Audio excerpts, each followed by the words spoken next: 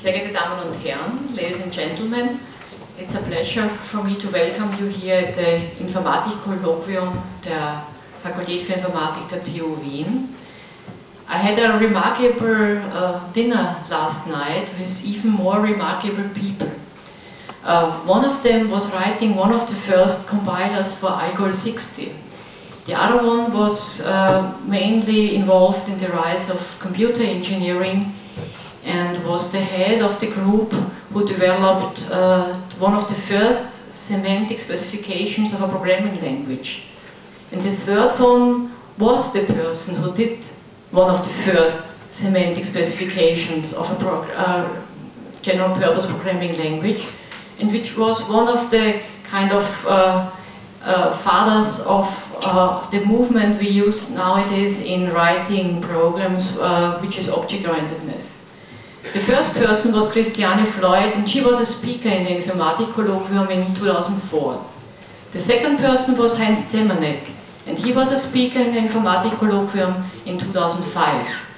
And the third person was missing until today. It was Peter Wegner, who will be, luckily for us, the speaker of the Informatik-Kolloquium today. We have another reason for having invited Peter Wegner to our Informatik-Kolloquium and to the university, to the Technical University of Vienna. The reason is kind of celebrating his life work. He got the Ehrenkreuz erster Klasse für Wissenschaft und Kunst der Republik Österreich in 1999. Unfortunately, when he was not able to be there because he had a bad accident, unfortunately we can kind of redo the celebration which we are doing today. And therefore I also welcome the representative of the Ministry of Research and Art, which is Sektionschef Dr. Wolf Frühauf, and he will now give some remarks on his view about the whole situation.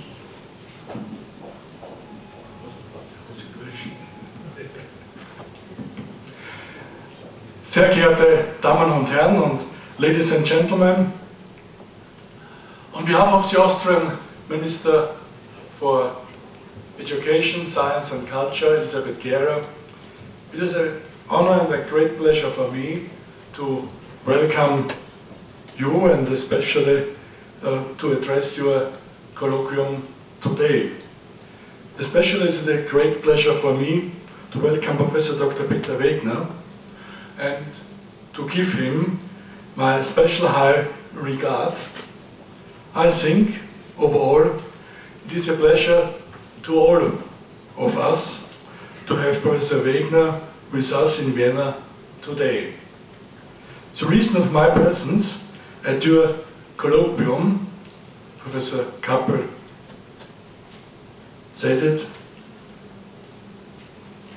is an official, and it is one I have to explain shortly.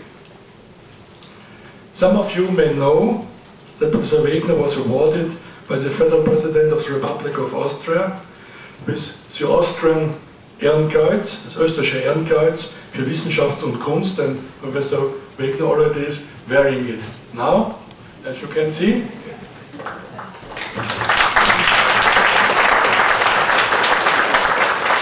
It was decorated with this award in 1999.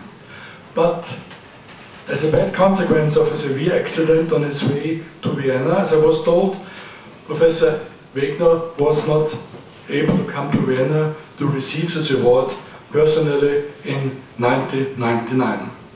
So, this decoration was sent, as usual, to the Austrian Embassy in the United States, and I was told this decoration, the Ehrenkreuz für Wissenschaft und Kunst, erster Klasse, was officially awarded to Professor Wegner in the Brown Faculty Club by a Viennese official from the Austrian Embassy, who visited Brown from New York and presented the award in a luncheon attended by Brown Computer Science faculty.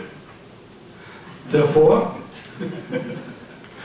Professor Wegner I apologize for the fact, and I would like to ask you for your understanding that the decoration cannot be handed over a second time to you.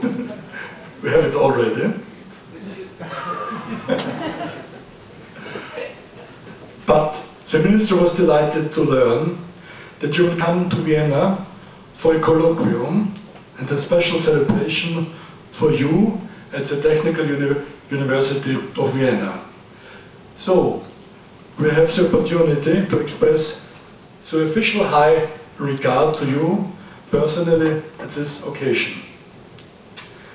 As a part of your colloquium and celebration, you will receive laudations and applications by very competent representatives of academia and the science field, especially computer science, informatics and mathematics. So, I can restrict myself to some sentences with respect to the decoration you, Professor Wegner, already got.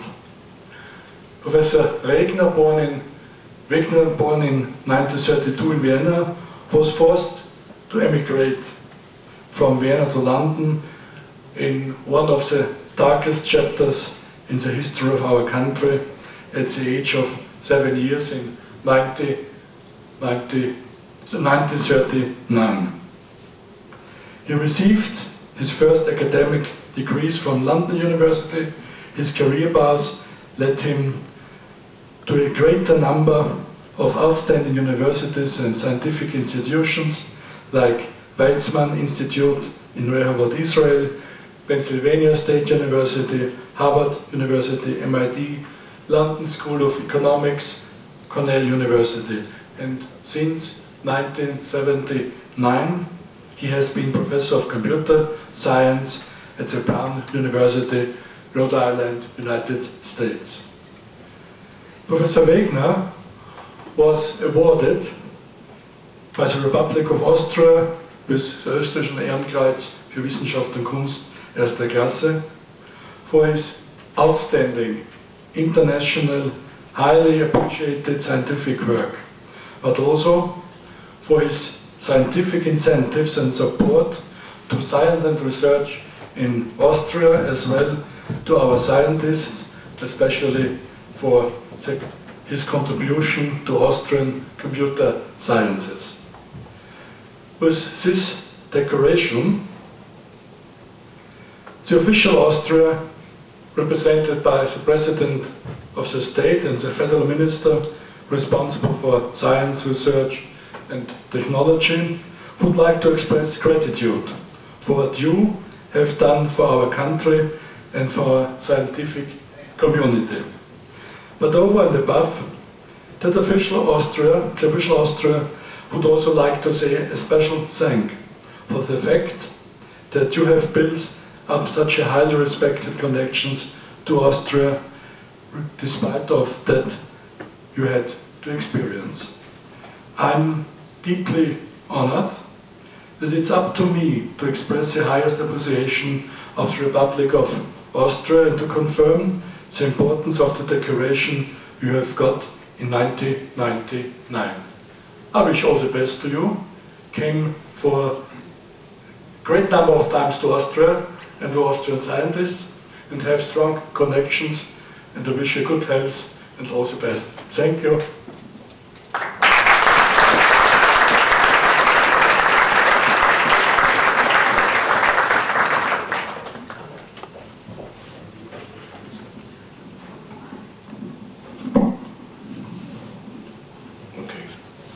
Yes, hello and good afternoon. Ich kann Deutsch sprechen und ich werde jetzt in Englisch reden, aber Sie können mir Fragen, deutsche Fragen, und ich werde antworten. Dankeschön. So I'm happy to be with you today to talk about interactive principles of problem solving, which is the central idea that I've been working on for the last 10 to 15 years. I will start with telling you about David Hilbert, who was a mathematician, and I'll give you some historical background, and especially that in 1900 David Hilbert suggested that all mathematical theorems could be proved true or false by logical argument. He specified 23 Hilbert problems that many people have tried to solve, and usually they didn't succeed, and there are some good reasons why they didn't succeed. Bertrand Russell and Whitehead had a book, Principia Mathematica, published in 1915, and they agreed with Hilbert's idea that mathematical theorems could be proved by logic. But they believed it in principle, but they were unable to establish a logic that was able to do it. So there were questions about Hilbert's idea, and in 1931 the Austrian mathematician Kurt Gödel developed his incompleteness theorem to show that Hilbert was actually wrong. So he had proposed that we could very easily prove theorems, and then it was shown that it was wrong, and this is of course a question. What can we do as people? Can we do big things and great things, or are we limited? And this is part of the bottom part of my talk, that we are often more limited in what we can actually do than what we think we are able to do. Gödel's result was surprising, and his surprising result led to related arguments by Alonzo Church in 1936, who showed that the lambda calculus could not substantiate Hilbert's hypothesis. And later, Turing, or more or less at the same time, Turing in 1937 showed that computers cannot prove mathematical theorems with computers, which is slightly related to not being able to prove them by logic, but slightly different. And he was able to do that because the halting problem he showed was unsolvable. The results of Gödel, Church, and Turing suggest that the human intellect is too weak to completely solve all mathematical problems. However, many mathematicians and many specialists reject the idea that people are too weak, because they believe that people really are strong enough to do more than this theorem suggests. And that's one of the reasons why some people who feel that people are more important still support the idea that Gödel proved was incorrect. This is part of a broader feeling in science, which was talked about by Thomas Kuhn in his book, The Structure of Scientific Resolutions, in 1962. And he argued that revolutionary paradigms and paradigm shifts are often rejected by those who have grown up with the old paradigms. Such rejection has occurred in many branches of science and is also common in politics. When people object to what politicians are proposing, and they are rejected by the politicians who want to continue in office and also continue in the beliefs that they have. So this kind of thing happens often in politics, and many people that believe that in computer science it is more likely that things are true and well done. But it turns out that computer people are almost as bad as politicians, and sometimes they reject proposed changes for the wrong reasons. For example, it occurred in the case of Galileo, when the Pope was against him. In the case of Newton and Leibniz, who had a long argument about who invented the calculus. Darwin, where the church is now saying that Darwin's philosophy is inappropriate because it doesn't agree with what happens in the Bible, with what is written in the Bible. And also Hilbert and the rejection by Godel and Turing of Hilbert's idea, I think is questioned not always for proper reasons. Let me say something about Kurt Gödel, especially since I'm talking in Vienna and Gödel was educated in Vienna. And he's also central to my ideas. And by the way, Gödel is just in the process of having his 100th birthday, and there will be a celebration in Princeton of Gödel's 100th birthday in about a month, and I will be there, and there will be a lot of interesting people discussing Gödel. So Gödel and Turing refuted Hilbert's thesis. Gödel was born in 1906 in Brünn, now called Brunau, in Moravia, near the Czech-Austrian border.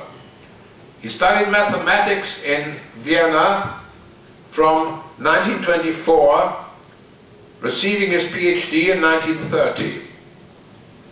He interacted with philosophers like Carnap and Wittgenstein at meetings of the Vienna Circle, the Ehrenkreuz, which was a very interesting philosophical society, mainly in the 1920s and the early 1930s. And I'm quite interested in their work, but this is not my area of discussion.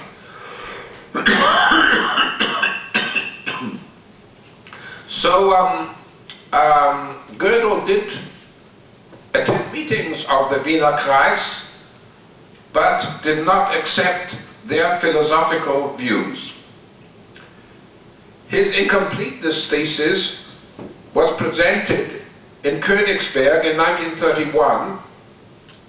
It was widely ignored, but it was appreciated by von Neumann, who invited him to Princeton, the Princeton Institute of Advanced Studies, in 1932. At the institute, he interacted with Einstein, with whom he would walk home from the institute in the 1940s and 1950s. I'm sorry. Anyway, Einstein said quite often that he went to work so that he could walk home with Gödel at the end. So that's one thing attributed to Einstein. Gödel was considered the greatest logician since Aristotle, but in his later years he became paranoid, and he is believed to have died of starvation because he feared someone might poison his food, the food that he was eating. So he wasn't, in the later life, things changed a little bit, but he was very, very brilliant as a logician. And of course, he was really very Viennese in many different ways, and Vienna is central to many big philosophical and other kinds of advantages. And I just heard from Hermann Maurer that there's a new physical work that has happened recently that might possibly get a Nobel Prize, but that's a different matter.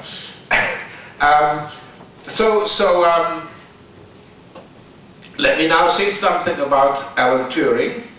Turing was born in 1912. He studied mathematics at Cambridge from 1931 to 34 and published an important article on computable numbers with an application to the Entscheidungsproblem in 1937. He introduced Turing machines as an algorithmic model for computing natural numbers and proved that Turing machines cannot solve the halting problem, and that therefore computers, like logic, cannot satisfy Hilbert's Entscheidungsproblem.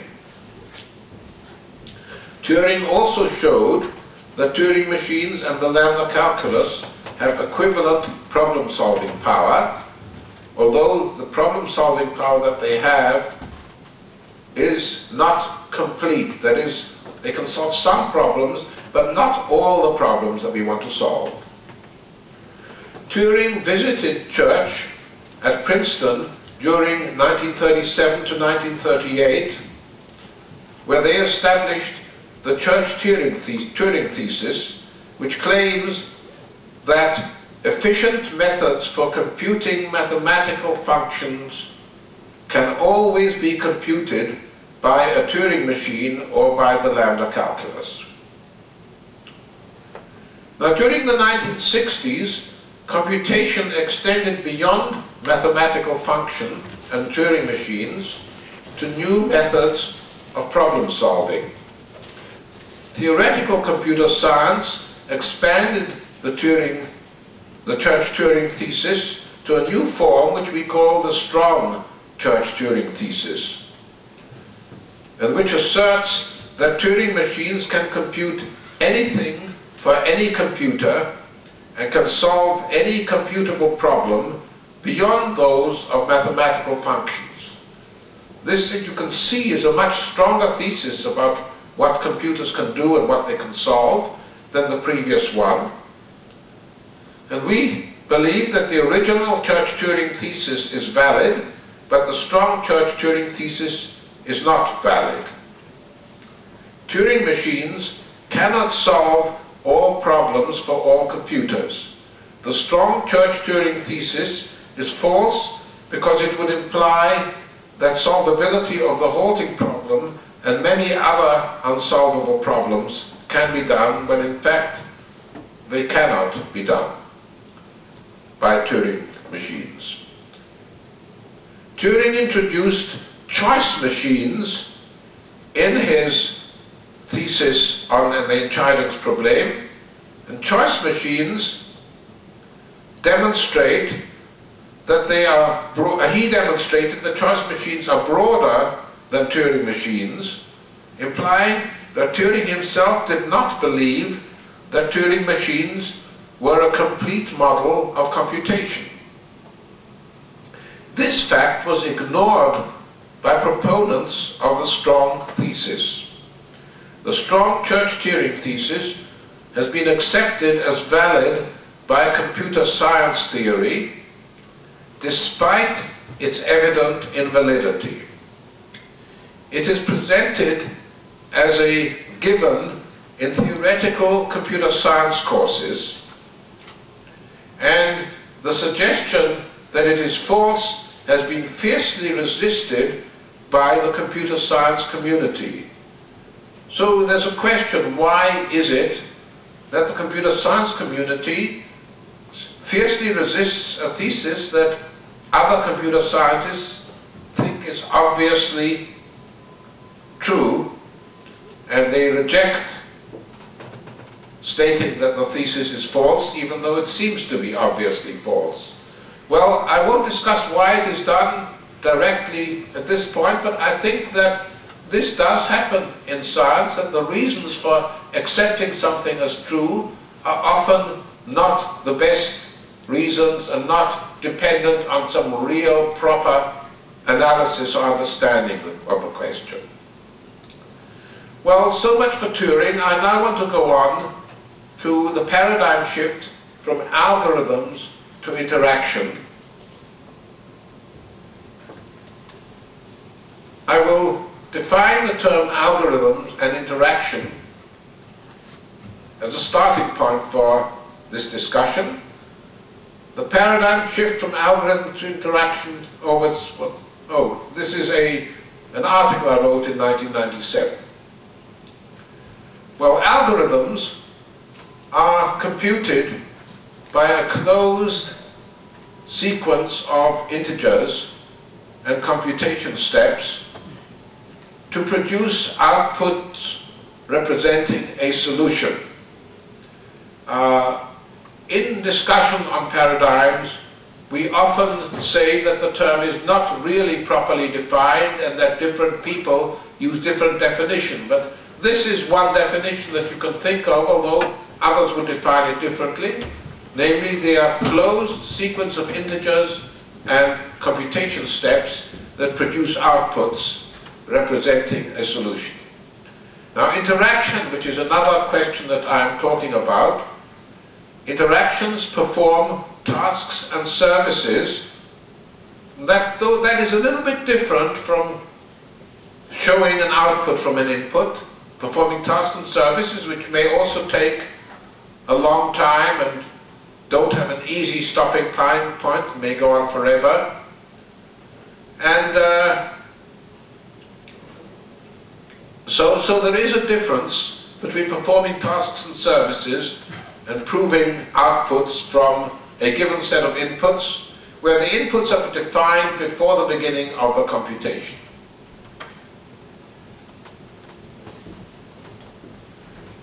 An example of interaction which cannot be done algorithmically, and I'm trying a very simple example, and the example I give is driving home from work, which many of us, especially if we have cars, do very often.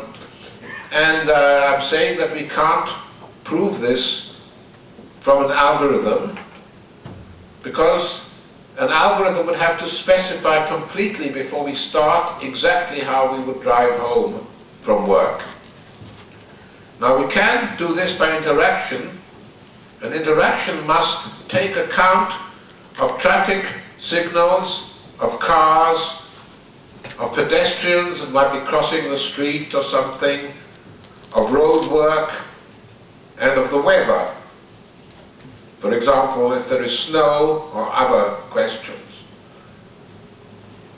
So these additional factors can't be specified before the computation starts. They have to be done during the computation by inputs that inform us what is happening, and that is part of what is needed with interaction that cannot be done through algorithms. Other non-algorithmic computations that go beyond number crunching include raising children, flying airplanes, and fighting wars. These ideas often need specifications during the computation which the strict definition of algorithm can't include. Turing machines can support algorithms for computable functions, but not interaction or non-functional algorithms. Interaction introduces a change in modes of computation that support a new form of problem solving. These changes include the shift from mainframes to workstations, to networks, and the internet. So there are many changes in computing, such as those, that require a new form of talking about computers and a new form of problem solving. The change from Turing machines to interaction requires a change in our mode of thought about computer principles. In other words, a substantial paradigm shift. Algorithms correspond to sales contracts that deliver outputs in exchange for sequences of inputs, while interaction systems include such things as marriage contracts, where marriage contracts specify behavior for all contingencies, that is, in sickness and in health, over the lifetime of the contract, that is, till death do us part. These are phrases that are often used.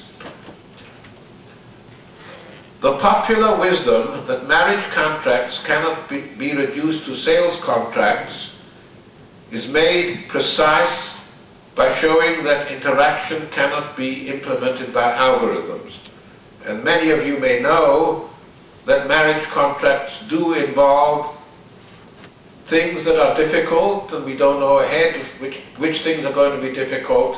So there are various kinds of problems that have to be looked into while you are married rather than just before you are married. And this is the kind of things that algorithms cannot do, because we say that algorithms require everything that they do to be specified before they start. Now I'm going to move to a different topic, which is philosophical, that is the philosophical ideas of rationalism and empiricism. Rationalism and empiricism are two distinct ways of thinking about the modes of problem solving, which relate to the distinction between algorithmic Turing machines and interactive computers. So I will show you in a little while that the difference between rationalism and empiricism is a little bit related to the relation between Turing machines and interaction machines.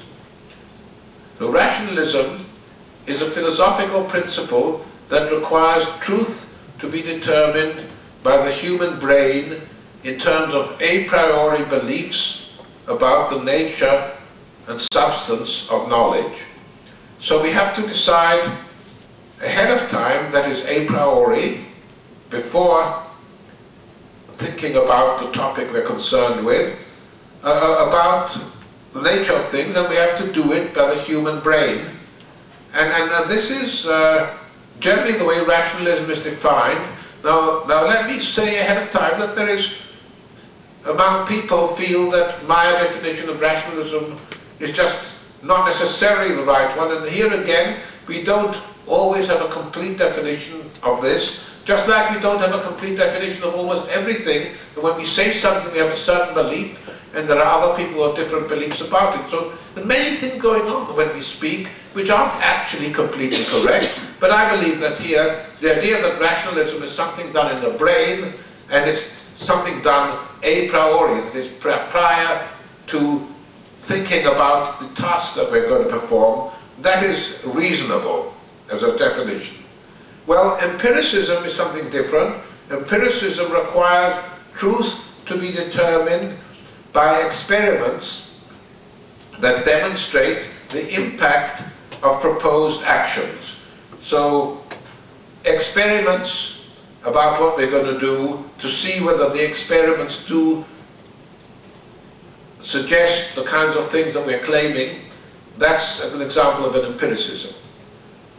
Philosophers have a high opinion of the brain and believe that accepting mental assumptions may be preferable to testing them by experimentation, which, of course, I don't think that's correct, but some people really do believe that when they've thought about something in their mind, then it must be correct, and that's what they're going to do, and there can be problems with having that opinion. Rationalism was the basis of Pythagorean mathematics and philosophy, and Plato also, they are all Greek philosophers I'm talking about, which is over 2,000 years ago. So Plato wrote a political book called The Republic, and if you read it, it says about how people should be trained and what they should do, and it is absolutely very bad. It does not allow people to have their own way of behaving and forces them to do all kinds of things, and also tells the government to tell deliberate lies to people so that they won't adopt to the things that are being lied about and so on. It's a terrible book, but nevertheless Plato's book, The Republic, is one of the widest studied philosophical things of Plato. And here again I think that the things that we study broadly that have been developed by philosophers, and the things that we think are philosophically important, are not always correct, and The Republic is one of the examples. But there are also philosophical principles of Descartes and Kant that I wish to briefly say something about. Descartes, one of Descartes' high-level assertion was, I think, therefore I am, or cogito ergo sum. And this implies that thinking is the primary method of showing that we exist.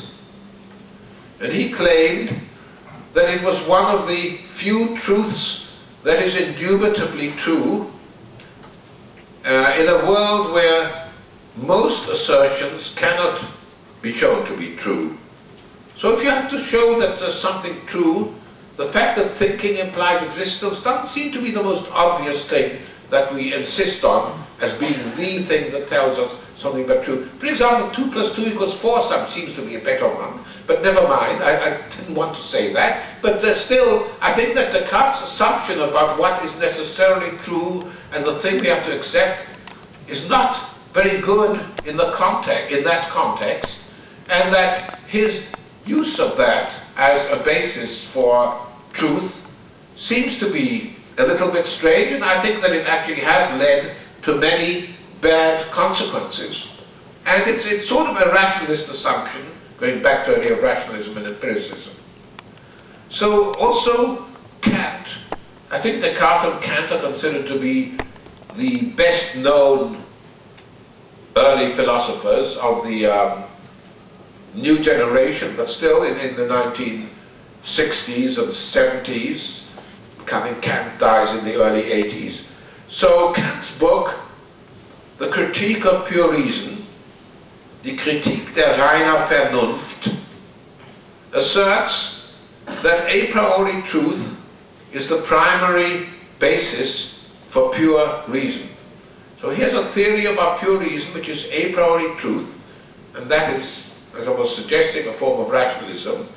And both Descartes and Kant equate human reasoning with rationalism and exclude empiricism as a technique for establishing correct forms of reasoning. Well, algorithms, therefore, are a rationalist form of problem solving, while interaction is an empiricist form. And I don't have time to really go into why this is the case, but it is true that rationalism, you decide everything that is to be done ahead of time, and empiricism, you do experiments while you're going along, and that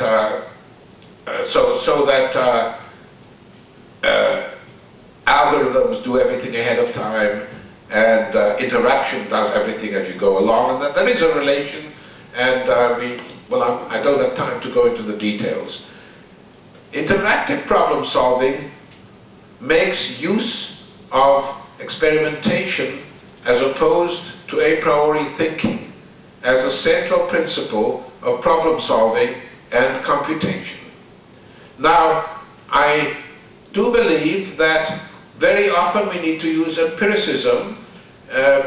In some of my texts I say that empiricism is generally better than rationalism, and maybe that is too strong. Maybe I should simply say that empiricism is a good technique, and I think I would say that some people advocate rationalism when they're proposing something bad, something what they want to do, that they consider definitely they want to consider to be true, but it turns out that it doesn't work very well and isn't true for some other reasons. So I do think that rationalism is misused more than empiricism, and that often empiricism gives you better solutions than rationalism, but both can be useful in their context. But I do think that rationalism is misused more often than empiricism being misused, partly because it is more widely believed by the high-level people in politics and in other areas, and also nowadays the high-level people in computer science and in thinking generally. So now I'm moving to really my last topic. After my topics, I will say a little bit about my book and my recent writings in the last few months, actually. I've written both. The book was published 2 weeks ago, and then there's an article which was published about 3 months ago, and I'll say a little bit about them. But first I want to consider one other question, that is Turing's question about can machines think, which was discussed in 1950 in an article called Machinery and Intelligence. And he asserted that machines would, in a few years, be able to think as efficiently as humans. He believed that machines could learn to answer questions on a wide range of topics in the same way as humans answer questions, and that answering questions is equivalent to thinking. So thinking and question answering are very close together, according to Turing's belief. Now, there are two kinds of disagreements. Skepticism, well, two kinds of skeptics, and skeptics assert that Turing's argument were false in two ways. Extensional skepticism asserts that machines are inherently incapable of answering a wide range of questions the same way as humans. Intentional skepticism asserts that correct answering of question does not correspond to thinking because it doesn't imply understanding. That is, although it sounds as though they're saying something correctly, they don't really understand what they're saying, which, as you know, very often happens. We hear people say something and it sounds okay, but they're really not understanding it and really are trying to do something else, but just say it that way. So, with regard to those two questions, Ronald Searle is the person who talked about intentional skepticism. That is, that we don't understand things although we say them. And he believes that question answering does not imply the ability to think.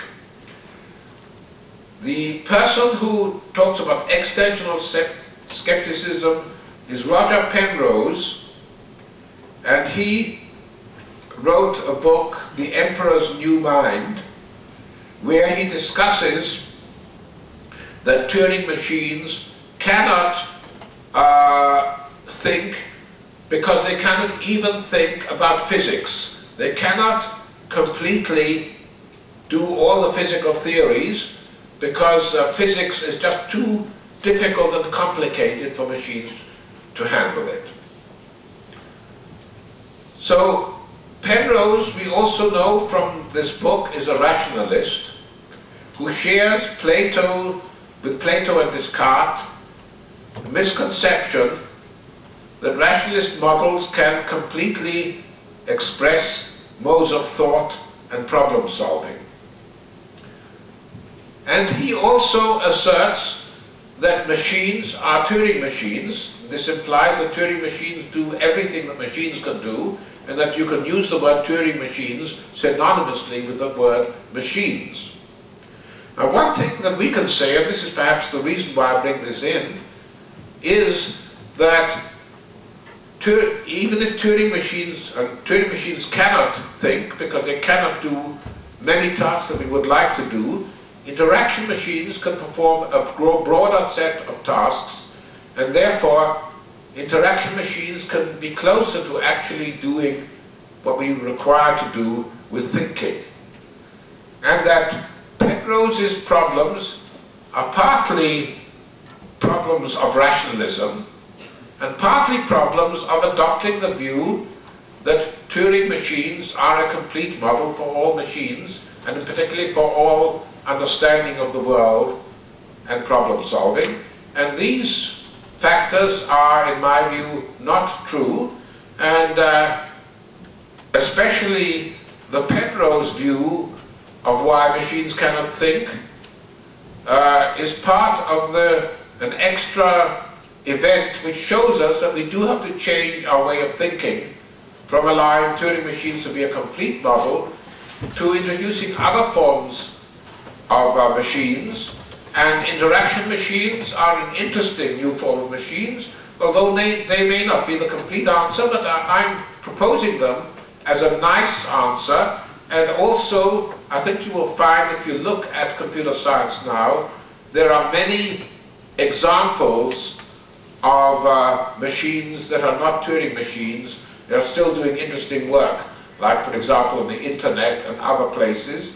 And we we do need a better way of thinking about computing. And part of my comments are about the idea of that computer science is changing, and as computer science is changing, what methods can we use to adopt a view of computer science that includes understanding the changing nature of computer science, also the way that computers are used to do problem solving, other things. I think we have to have new thoughts, and this involves a new way of teaching, a new form of education, and many technical factors that we have to change. I do think that the field is not working very well, and that we have not adapted new ideas. We still have this view that Turing machines can do everything, and the theoretical computer scientists continue to say, yes, this is definitely the case, don't you dare think differently, because we have shown you what is really the case. Well, I think they are wrong.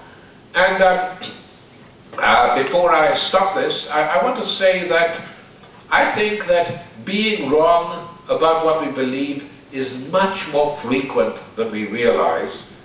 And in science, we can take mathematics and physics as further examples.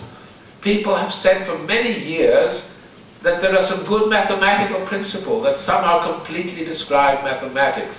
And this is not the case. We do not have a complete understanding of what mathematics really is and what it includes and doesn't include. And this is certainly true of physics. We, for many years, with Einstein, with others, had an idea of what physics actually was, but we still do not have a theory of everything, some people call it. We do not have a theory of everything. Einstein, for a long time, was working towards a theory of everything, and he failed, and everybody says that's because he was too old, this, that, and the other. But I think that having a theory of everything in many different areas is proposed, and then it turns out that it doesn't work. And I think this is certainly the case in physics and mathematics, which are many, many years old, and now in computer science, which is much younger, but still people haven't been able to do it. And I'm just giving you one example where we change from one thing to another. And I'm not saying that what I do say is the case is necessarily the theory of everything about computing, not at all. But it is a good model that does do something that the old model cannot do. Well, so much for the main part of my talk. I now want to spend a few minutes telling you about the things that I've done in the last, let's say, 6 months. And I'm actually rather pleased that I was able to do anything at all, because I'm getting older, and that I was able to do anything at all in the last 6 months. Well, here is the book, Interactive Computation, A New Paradigm. It was published by Springer Verlag about 2 months ago. We've been working on it for about 5 years, and there are 18 articles, and I'll just read you some very short things. There's a very short part of the preface where we say this book consists of 80 chapters which are divided into 4 sections. The first section is introduction, then the second section, introduction has 3 chapters, then theory with six chapters, then applications with 5 chapters, and finally new directions with 4 chapters. The 3 chapters in section 1 introduce interactive computation and explore its fundamental principles. The 6 chapters in section 2 discuss the formalization of different aspects of interaction. The 5 chapters in section 3 present some applications of interactive computation with various subdisciplines of computer science. And finally, the 4th chapter has new ways of thinking about the subject. I will briefly and as quickly as I can tell you the writers and names of these chapters. The first chapter is by Robin Milner, who's a very well-known British computer scientist and a winner of a Turing Award. and it's on Turing, computing, and computation. The second chapter by Farhad Arbab of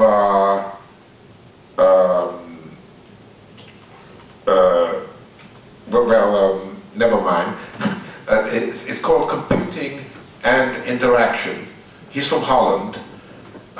Then there's a chapter by me and my colleague Dina Golden, and it's on principles of interactive computation. So we try to talk about things, including some of the things that I talked about in my talk.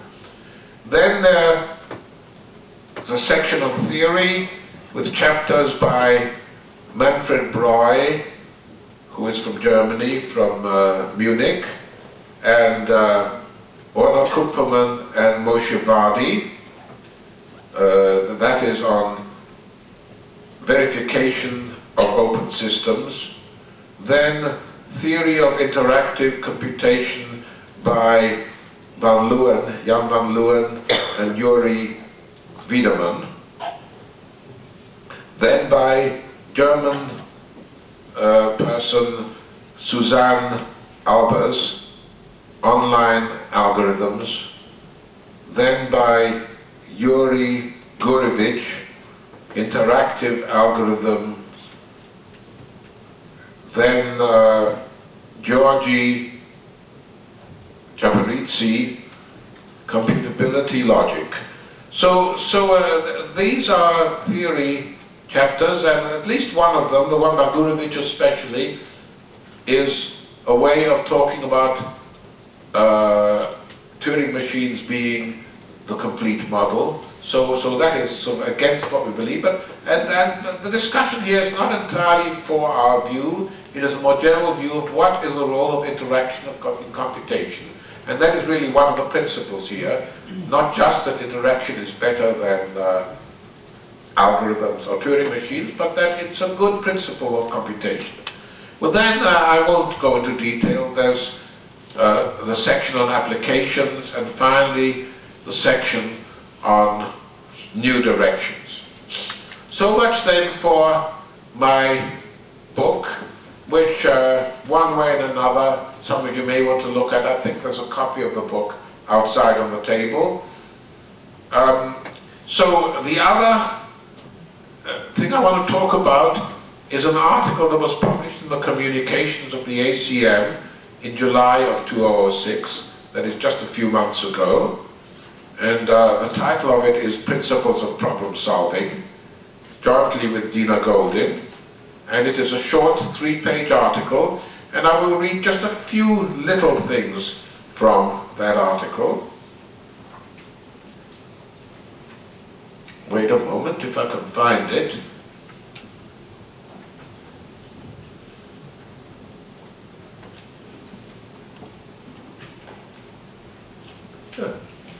Oh, here it is, yes. Okay, so Principles of Problem Solving, 3-page article in the Communications of the ACM, and I'll read you a little bit. Our aim is to understand how to make the world a better place despite worsening social and political actions. And here's a question: how do we make the world a better place? Maybe we can through computing, but there are other ways too. And I am interested in how to make the world a better place, and I am in fact trying to write an article, but I don't think I will ever be able to complete an article, because I can't think of any way to talk even about how to make the world a better place. Maybe we can improve computing a little bit, and I hope so, and I hope that part of the things in my lecture will help in that. But generally, the world is not acting very nicely, in my opinion, and I think many of you will agree with that. So, changed modes of human thought are needed to match changes in the paradigm of computational problem solving caused by the internet and other evolving forms of computing. Mathematics was proposed by Pythagoras around 500 BC as a primary basis for problem solving, political analysis of problem solving in Plato's Republic accepted and adapted Pythagorean principles, as did Aristotle's logic and Euclidean geometry.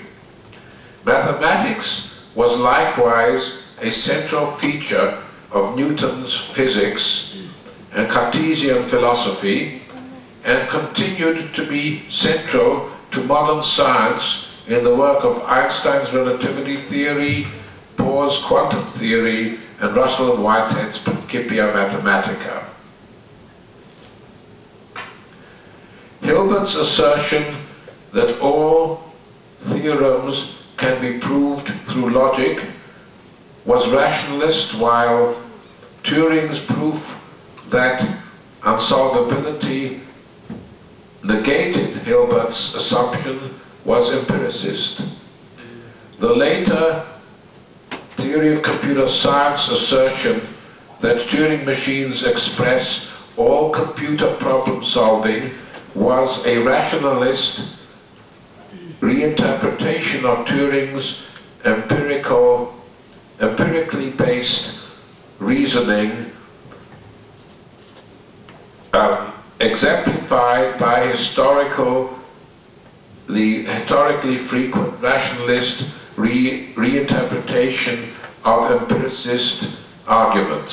So anyway, you can see that many of the things, even in this recent 3-page thing, are about the kind of things that I have discussed.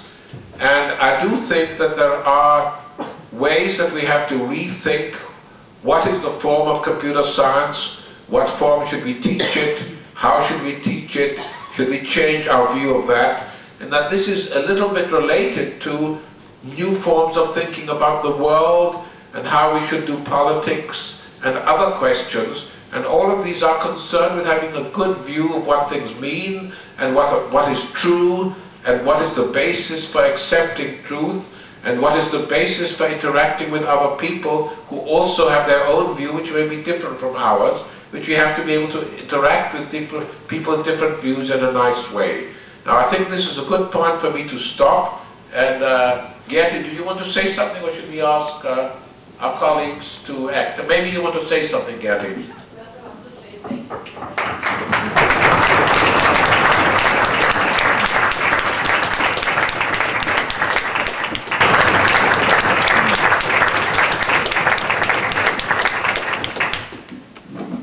Immediately hand it over to Hermann Maurer, the Dean of the School of Computer Science of the Graz University of Technology, and I'm very happy to have him here, and he will be a kind of a respondent to the ideas of Peter Wegner.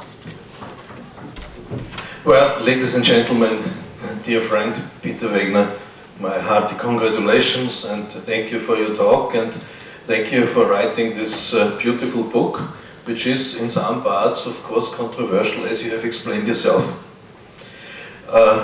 For me, of course, it's a real honor to be able to say a few words about what I think you have contributed in your book and in previous work. And it's a particularly honor because there's a second person sitting in the room that shares, I think, many of the features that Peter has. This sort of intuitive feeling 20 years before something happens, that something will happen and that things are not quite fitting together. And the second person I'm addressing is the person I had the pleasure to work for and learn very much. Professor Semanek also gave us the honor to come today. And actually, not only are certain features of these two great men in computer science similar, but as I will try to show, some of the ideas actually touch. So, let me start with a name that has occurred a number of times in Peter's talk, with Turing. As far as I'm concerned, if one hears about Turing, one usually thinks about three things. One is, of course, that he was one of the important persons to break the Enigma code, so he was a cryptographer, and of course was certainly one important person to sort of decide the Second World War in a certain way. That's one thing one associates with him. The second one I would like to call the imitation game, and Peter has addressed it by asking the question, can a computer think? So I'm just using a somewhat different technology. And the third one are Turing machines. And it is my strange feeling that in the long run, in 100 years, in history books, you will still find Turing's name associated with Enigma, but you may not find it associated anymore with the imitation game, and you may not find it associated so strongly anymore with algorithms. So also we computer scientists concentrate on the two later aspects. I think maybe the first aspect is the one which will longer remain of Turing. And so the point why I sort of enjoy talking about the imitation game and also about Turing machines and what they mean and the connection between interaction machines that Peter has pointed out is because I know that Professor Semenek was always somewhat suspicious about both the imitation game. Actually, as far as the imitation game is concerned, he was more than suspicious. He never really believed in it.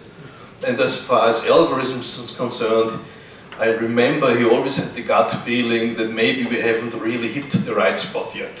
I remember 30 years back, or even 35 years back, when I had a brief discussion about algorithms when I was a theoretician and was quite convinced about algorithms, and when he sort of said, well, maybe you should rethink some of the things you're thinking.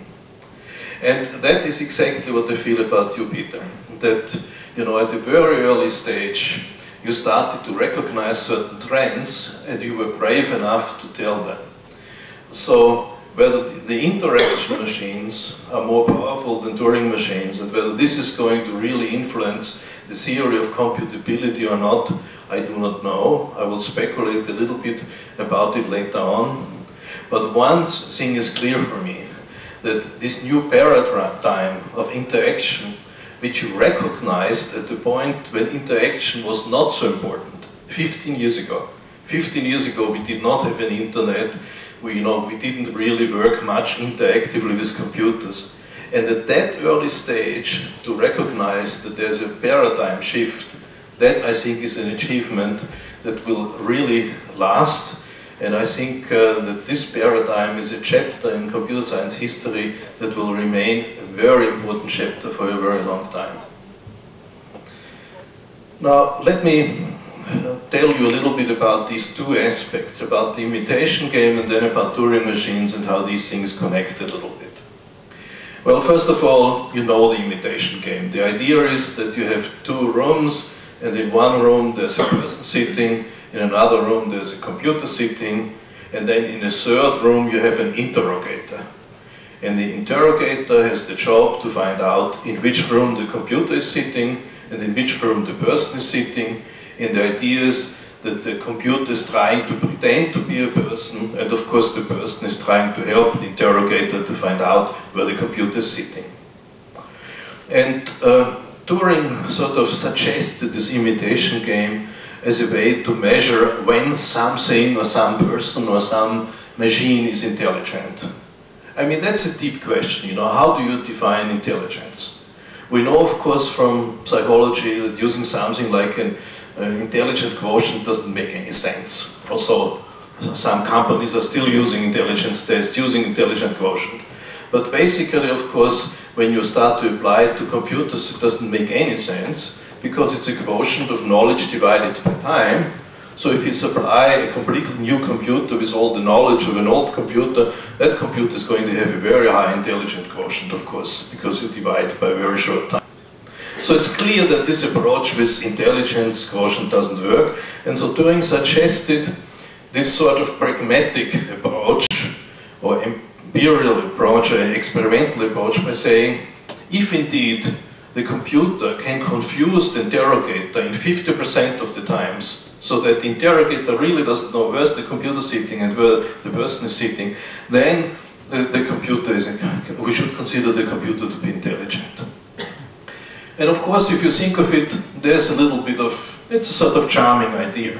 After all, if the computer is capable of doing this, the computer has to be able to answer very complicated questions like, when did you first fall in love, and how was you feeling then, and you know, all kinds of emotional things, and do you like the following poem by Rilke, or things like this. So the computer has to understand all this. The computer also has to hold back. When the computer is asked the question, what's square root of 2? The computer could, of course, answer immediately, square root of 2, well, that's 1.4142, and then give another 100 digits. But the computer has to be clever enough to realize that then it would be clear that this is the computer speaking, so the computer would have to answer square root of 2. Yeah, I remember square root from high school. Well, was it not something like 1.5 or a little bit less or something like that? And so on. So the computer indeed would have to be very clever to pass this imitation test, to confuse the interrogator in 50% of the time. Now, nevertheless, first of all, this is a very pragmatic sort of idea to define intelligence, and of course it has tremendously many weaknesses. First of all, how about the interrogator? Will it make a difference whether the interrogator is very clever or not clever? How much time does the interrogator have? 5 minutes or 5 years? And then the other person who is sitting in the other room, will it make a difference whether that person is more clever or not so clever? But then there are deeper questions. Some people would argue, and I'm not using now the philosophical terms, but just really very simple language. Some people would argue that one is asking too much of the computer.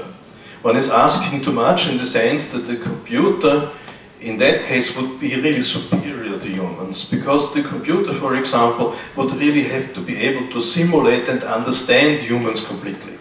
Now, we don't do that usually, do we? And then, of course, you see, suppose there's a discussion with this computer about pictures of Manet or Monet or some other paintings or something like this. The computer would have to be able to argue about these pictures in a credible form. But that, of course, doesn't make sense, because if we are talking to a person that is born blind, we cannot discuss pictures Monet and Manet with that person either, and nevertheless we would never call that person not intelligent. So therefore we really would be asking quite a bit from a computer to do that kind of thing. So maybe we are asking too much from the computer. Then the other thing is what Peter mentioned. Maybe we're asking not enough.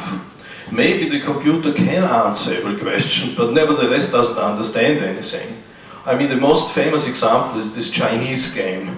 You probably know it, you know, with the person sitting in one room, separated from another person who understands Chinese, say, and so the person takes a Chinese character, passes it over to the other room, and then this person who knows Chinese writes down the translation and gives it back to the asker, to the questioner. And this goes maybe 100 times. So after 100 times, the person who is giving these Chinese characters and gets the appropriate translation will have the feeling on the other side there's someone who really understands Chinese. And of course, in fact, on the other side, maybe there's just a very stupid person sitting with a long dictionary of Chinese characters and just always looks up in the dictionary and gives back the answer from the dictionary. Now, if I couch this Chinese experiment in a little bit more modern terms, could it not be possible that at some stage we have all questions that can ever be asked sitting on the web? You know, I think we're pretty close to it. Just think of Google and just think of some of the search engines. As soon as these search engines are actually capable of not just taking a sequence of words, but actually a natural language question, so that they can really ask, why is the sky blue? Or what's the connection between so and so and so and so? Well, you know, maybe indeed the internet will be able to answer all these questions with very powerful search engine at some stage. But surely we still wouldn't consider these search machines or the internet intelligent. I suppose not, okay? So there is really this a strong defect in this imitation game. It can be attacked on various grounds, and I have always admired those people who very early on, you know, clearly said, well, you know, this is maybe an interesting attempt, but it isn't more than that. Now, the other thing is that I have said there's a connection also on the basis of Turing machines and algorithms between Professor Semenek and our honored guest today, Peter Wegner. But before I want to go into this, I want to point out there's also another connection. That's the Vienna definition language. Professor Semenek really realized very early on in the 60s that formal description methods are a very, very important tool in computer science and a very important tool for the development of programming languages and such. And he created a lab and he created an atmosphere where it was possible to draw together some of the most gifted persons in Austria to really attempt to define a mechanism to formally define the semantics of a programming language. And, well, I guess the nucleus of the team was the leader of the team, Kurt Walk, who isn't here today, and Hans Bekic, unfortunately, already died, and Peter Lucas, who was professor in Graz for a while, but is back now in California. So none of the three people that I'm sort of telling you are really heroes in computer science also here today. But they were heroes, and the possibility to be heroes was given to them by Heinz Semenek, who realized that they were doing something that may really change the world. And the Vienna definition language did change the world. It survived 40 years. What in computer science has survived 40 years? So this was really a big thing, and a big thing to support them for a long time in the endeavors. How does Peter Wegner tie in? Peter Wegner at that point was the chief editor of the computer journal, of the SCM journal, and he had thousands of manuscripts crossing his desk. And I do not understand, Peter, how you had the intuition when you saw the paper by Peter Lucas. That was a typical Peter Lucas paper, which means very compact, very correct, very concise, and very unreadable. Completely not understandable because it was too concise. And here was a guy who has hundreds of papers on his desks every day and gets a paper where even the abstract cannot be understood anymore without any background information. And somehow it captures Peter's attention to the extent that he really starts not just looking at the paper, but being one of the first persons in the world to really understand what's behind it. And then he said, this is a great idea, I have to do something about it. And then he wrote an exposition about the Vienna definition language. And that exposition suddenly was readable. People suddenly could understand it. And I must say, I think the Vienna definition language wouldn't have gained the importance it has even still now if you, Peter, hadn't recognized, in a way that I do not understand how you recognized it, that this is an important piece of work that is going to change computer science. So here's this other connection, and as you see, I haven't really prepared anything. I just was waiting for what Peter said, and I was hoping that you would come, Professor Semenek, that I can talk a little bit about this connection, and I'm sure Peter doesn't mind. Now let me go to Turing machines. So, of course, Peter has told you quite a bit about them, but let me just sort of summarize maybe from a slightly different angle the situation. If one takes Turing machines as a model for algorithms, if one says the Turing machines and algorithms are actually equivalent, and there are some reasonable arguments to say this, and there are also some arguments why one shouldn't say it, but there are reasonable arguments to say this.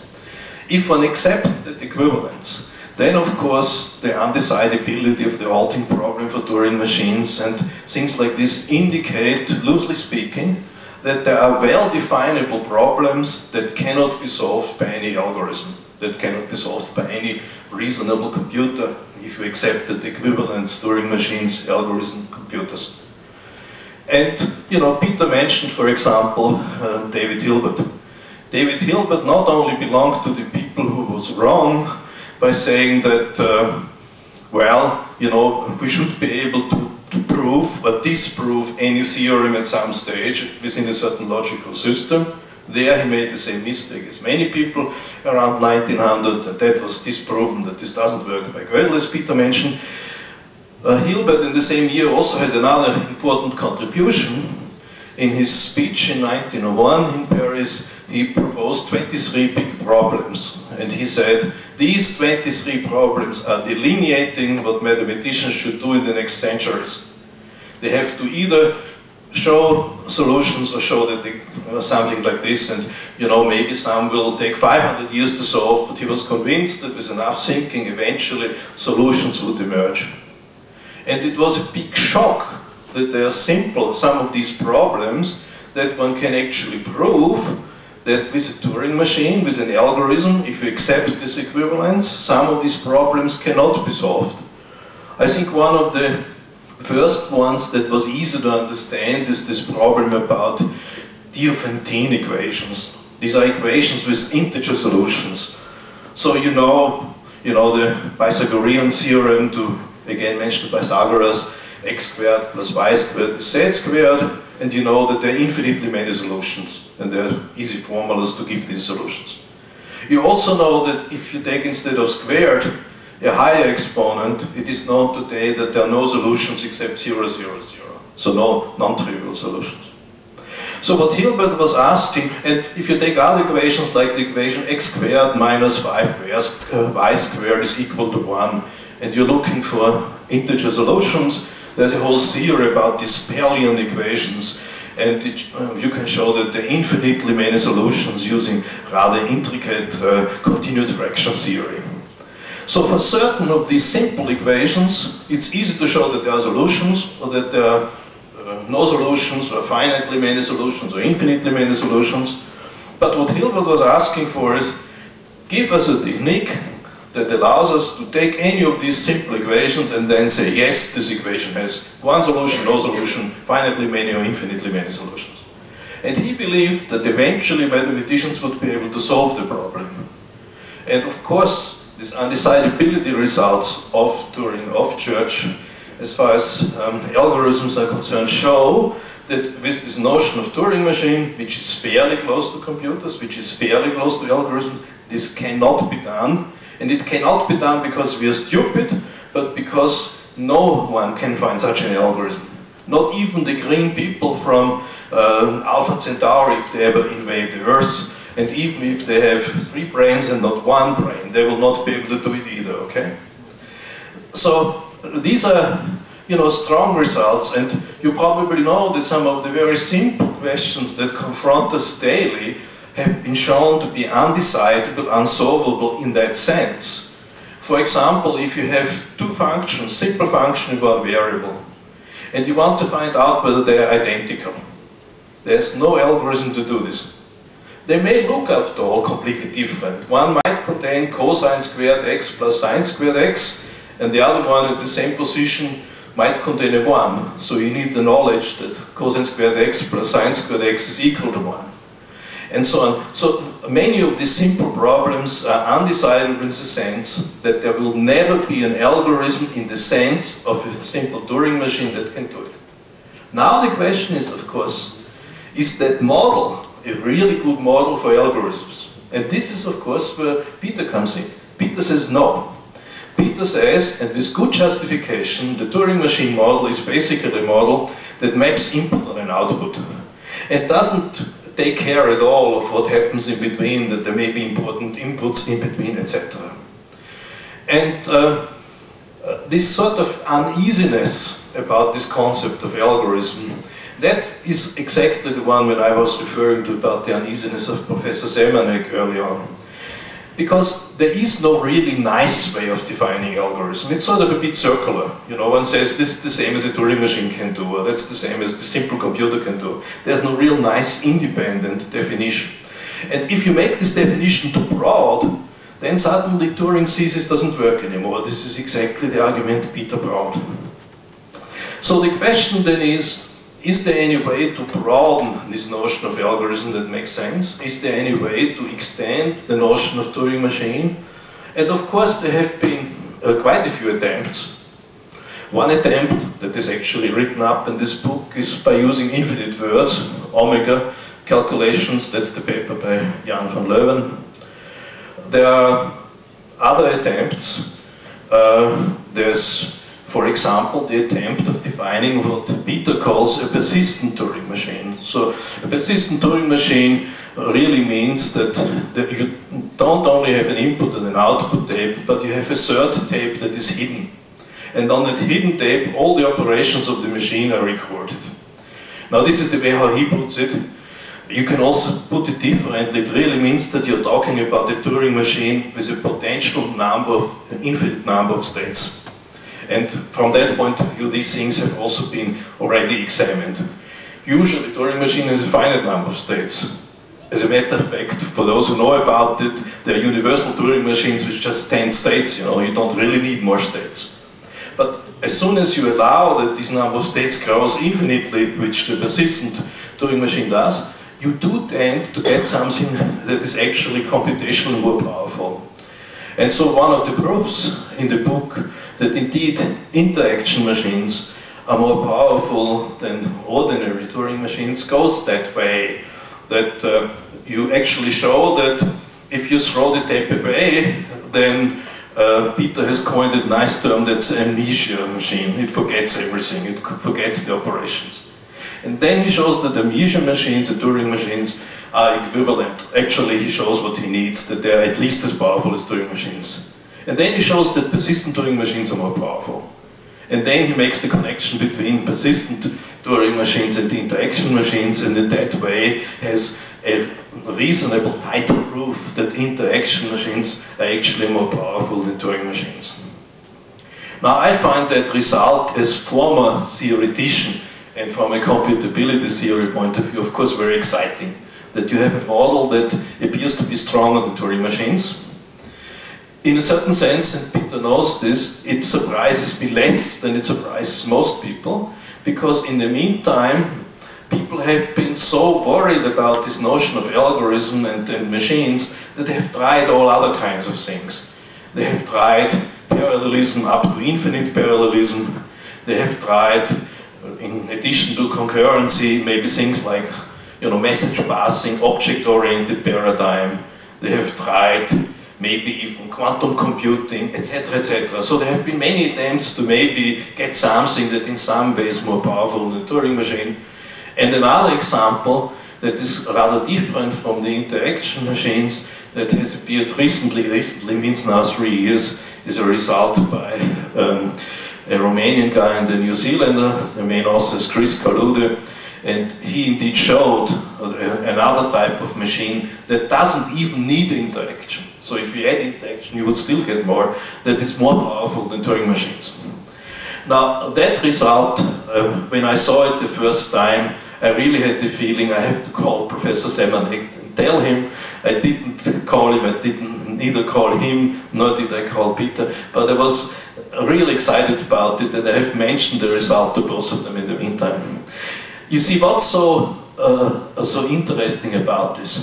What's so interesting about this is that if we have Turing machines with which we cannot solve certain problems, like this Diophantine equation problem and things like this, well, if we have a more powerful model, then maybe we can actually solve these problems. Maybe we can actually solve the halting problems for Turing's machines with machines that are more powerful than Turing machines. After all, we cannot compute all functions we want with, say, finite automata, but if we take more powerful automata, push-down automata, we suddenly can do it. And again, we can do certain computations with push-down automata, and certain we can't. But if we then go to Turing machines, we suddenly can do it. So why shouldn't this happen again? Why shouldn't we be able, if we go higher up in the hierarchy, and the question was for, what is it now? 50 years, 70 years, whether one can go higher up. But if we can go higher up, it could be that suddenly the halting problem for Turing machines is decidable. You know what that means, the halting problem for Turing machines? It means that you cannot construct one Turing machine with an algorithm that, given another algorithm and some input, decides whether the machine stops at some stage or keeps grinding away forever, okay? Just for those who have forgotten the definition. Now suppose for a moment that with this more powerful kind of concept, we can decide the haltability of a machine. That means immediately that we can solve most mathematical problems that are open today. And this is the fascinating thing about it. My prime example, because it's so easy to explain, is the Goldbach conjecture. Goldbach conjecture is the conjecture that every even number greater than 4 can be written as the sum of two prime numbers. So for example, if you take 10, you can write it as 5 plus 5 or 3 plus 7. And you know, if you take whatever 40, you can write it, I guess, also as sum of two primes. Just think about it. And the higher up you get, the likelihood that you can write it as sum of two primes, of course, increases, because you have many more choices, you know. And nevertheless, this theorem is still open. So, of course, with computers it has been checked up to 10 to the 10 or something like this, but it could be that somewhere in the universe there's this very strange even number, and that strange even number cannot be written as the sum of two primes. That problem has been open for 250 years. Anyone who wants to read about it without learning any mathematics except appreciation for mathematics should read the book Uncle Petro or the Goldbach Conjecture.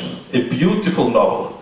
You don't need any mathematics for it, but once you have read it, you will be a fan of mathematics. Be it as it be. Now, if we can decide the halting problem, then we can easily write the following program. We just go through the even numbers, 6, 8, 10, etc. And for each even number, we compute the prime smaller than that number. Then we try each pair. And if at some stage we find an even number and a pair that gives a sum of that even number, then the algorithm stops. Otherwise it continues working away. And now our super machine that can solve the halting problem just looks at that particular machine and says, do you halt or don't you? And if the machine says, yes, I halt, then Goldbach was incorrect. There's actually a pair, there's actually an even number that cannot be written as the sum of two primes. And if that machine gives the answer, no, I will never stop, then you have proven Goldbach conjecture. And the interesting thing that this is true for many mathematical problems, but not for all. There may be even a hierarchy of difficulty there. That's too much for this talk. And of course, just to make you understand, we have at the moment now models of machines that are a little bit more powerful than Turing machines. Interaction machines, the Scaludi model. And we have not proven that these models are powerful enough to prove the decidability of the halting problem. But we have opened what I would call the door a crack. We have shown that we can find more powerful machines.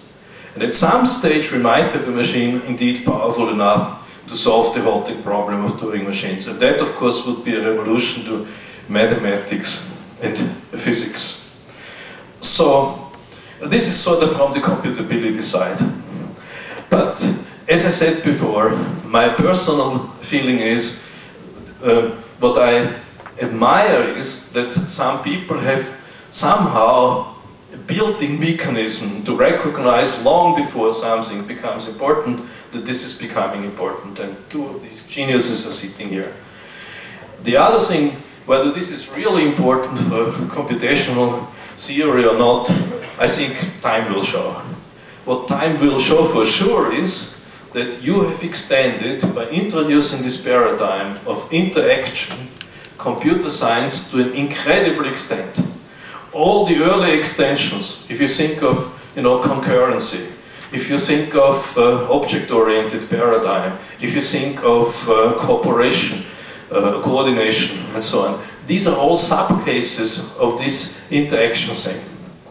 And what surprises me, and I'm almost at the end, and I should be, is that you have sort of started to not only think about this, but you were brave enough to tell the Japanese government in 1992, if I remember correctly, that one should think about, and that you have written about this in a well-known widespread journal and have been attacked for it and so on, that you had the courage to do this at a time when it was not clear.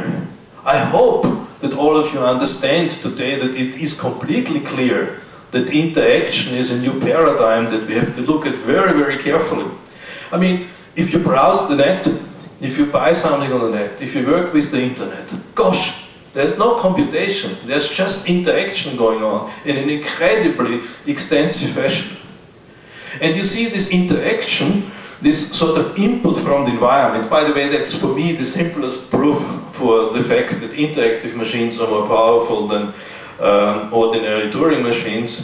Simply, if you allow the sort of interaction coming in, well, the interaction may be the answer to an unsolvable problem, you know, what's coming in, you know.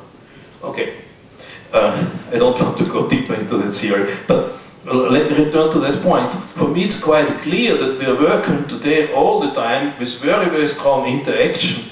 And don't overlook that this interaction is not just necessarily the interaction between man and machine. I gave you, this example of browsing. Peter gave you the example of driving a car. There are many cases where the interaction is between machines and machines. For example, I know how the traffic system in Graz works, basically. I've been involved a little bit in, this complicated computerized traffic guidance system. So this means, for example, many of the traffic lights in Graz have sensors and actually decide whether there are many cars coming in a certain direction, and depending on the number of cars arriving, they will actually switch the light.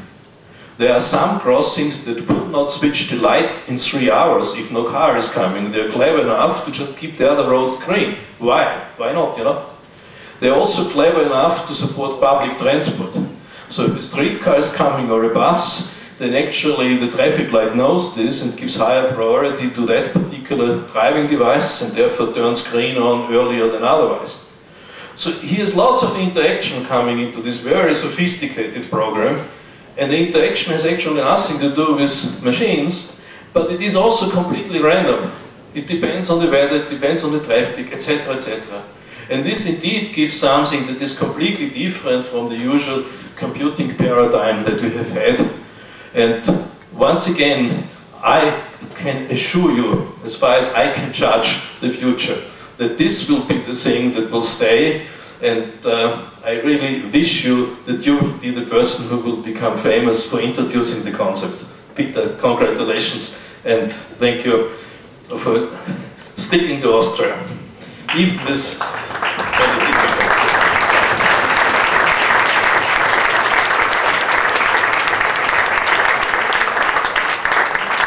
Well, thank you very much, Herman. That was a lovely discussion. I learned a lot from what you said, and I'm glad that you're working on this problem. And do we have time for other questions now? Always time.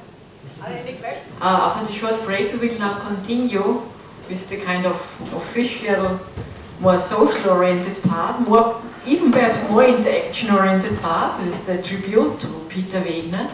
And I introduce the Vice Rector for Research of the Vienna University of Technology, Professor Franz Ransdorfer, to you.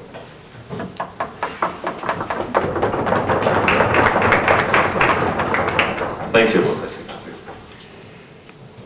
Dear Professor Wegner, distinguished guests from other universities, Professor Floyd, and from universities in Vienna, and dear colleagues.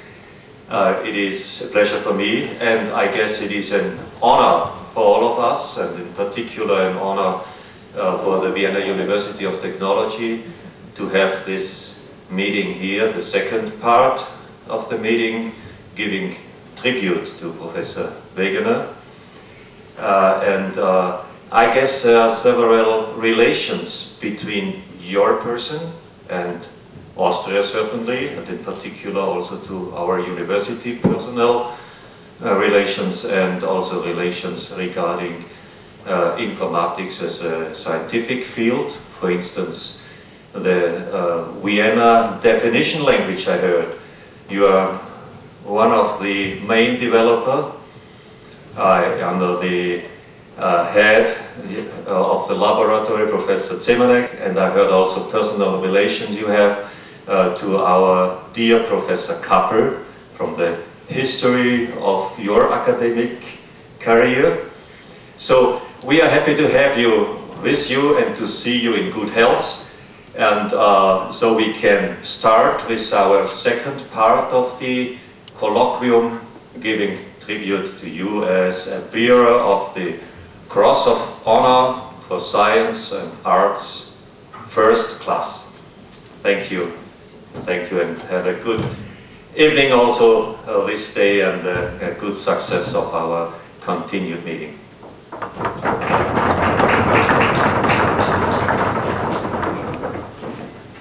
Now I hand over to the Dean of the School of Computer Science, Professor Gerald Steinhardt, who also want to greet you.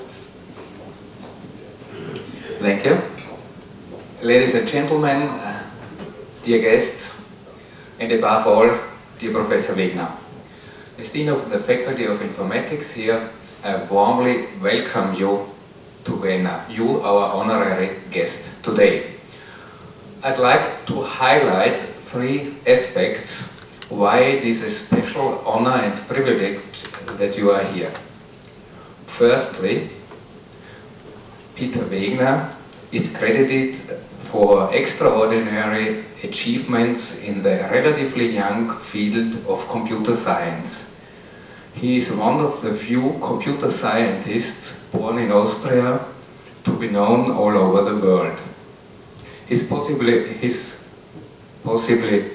greatest achievement, he is regarded a pioneer of object-oriented programming concepts. Secondly, it is not self-evident that you, Mr. Wegner, accept a reward in the very country that had expelled you when you were a child.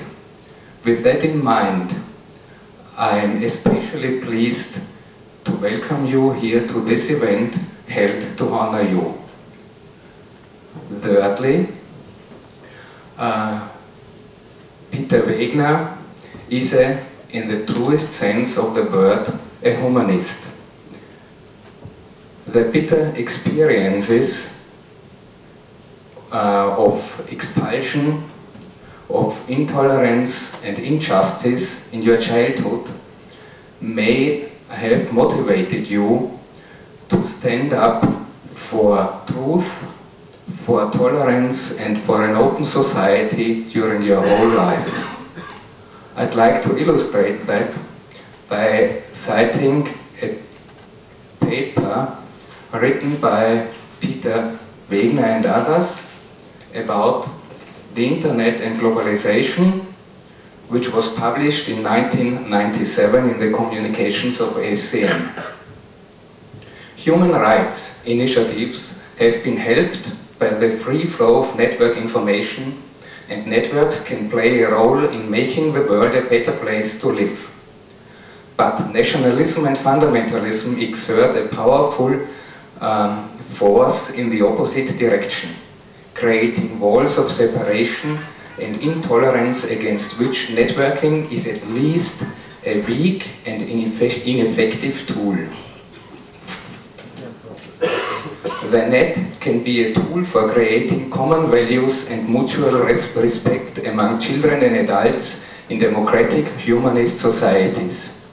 But those who believe in common values have to work against forces of intolerance and divisiveness. There's nothing that one can add to that. Dear Professor Wegner, I am very happy to have you here, and I wish you a pleasant stay in Vienna. Thank you.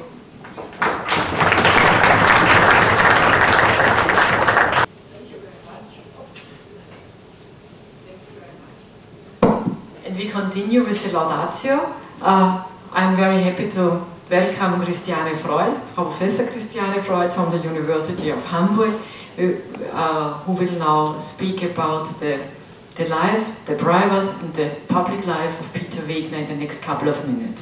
Welcome, Christiane.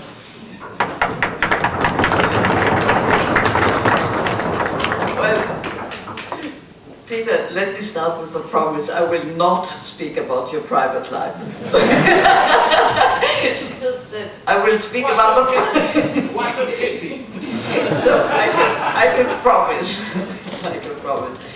So, ladies and gentlemen, I'm of course very pleased and honored to have been asked to say this laudatio. however, I have to say I also volunteered. In this case, I volunteered. In the case of Heinz Zimmerlich, I've been asked, but in this case, I volunteered. Now, the reason why I volunteered was that I have actually met Peter Wegner fairly late. We met, I think it was in 1994 in Oslo. We were both guests of our common friends, Kristen Nygaard. And after the official ceremonies were over, we were sort of left to our own devices. And we had, I think, a rather deep encounter in many ways, establishing a friendship. And following that, we have been successful in inviting Peter Wegner to the University of Hamburg for a whole week. And my research group, the current members are all sitting here, have all profited from this week. And this has been a great experience and has strengthened this friendship. So I have had a motivation, of course, a special motivation, and I had strongly hoped that there would be an act of honoring Peter Wegner in Vienna, and I was deeply satisfied when I heard that due to the initiative of Professors Maurer and Schoa and Kappel, if I'm not mistaken, he was actually awarded this große Ehrenkreuz erste Klasse für Wissenschaft und Kunst that we've been hearing about. And then there came this horrible shock. I have not been invited to the ceremony in Vienna, so I don't know how it was felt here. I know in retrospect that everything had been prepared. I'm actually going to draw substantially on the laudatio, which had been prepared by Professor Roland Mittermeier at the time, a very valuable source of information for me. However, he had to give this laudatio in the absence of the person to be honored. Meanwhile, as we know, as we learned, Peter was struggling for his life in a London intensive care unit of a hospital. I think today is the day where we mainly celebrate healing. We mainly celebrate healing. We had no reasons for hoping that we would actually live to this day, or very little reason. And having only witnessed this from afar, through a mailing list where I was one of many recipients, my impression was that the healing was not only a medical feat, but it was also a great feat of human love and support that you got from your wife and family, and a great feat of human courage of yourself. And I understand that this is such a model for other people to follow that there has even been a video made by the medical school at Brown University, because, of course, you're not the only one who gets hit in such a horrible situation. So the fact that we have you here now is close to a miracle. And I would like to express once more how very touched I am that this could happen. And we have also heard that the actual award has long ago been bestowed in the United States by a member of the Austrian embassy. However, we nevertheless, Professor Kappel and others and myself, we nevertheless felt it would make a big difference to have nevertheless a celebration here as well, here in Vienna. This introduction already shows that this cannot be a routine laudatio, you know, saying one date after the other in your life. Now, the second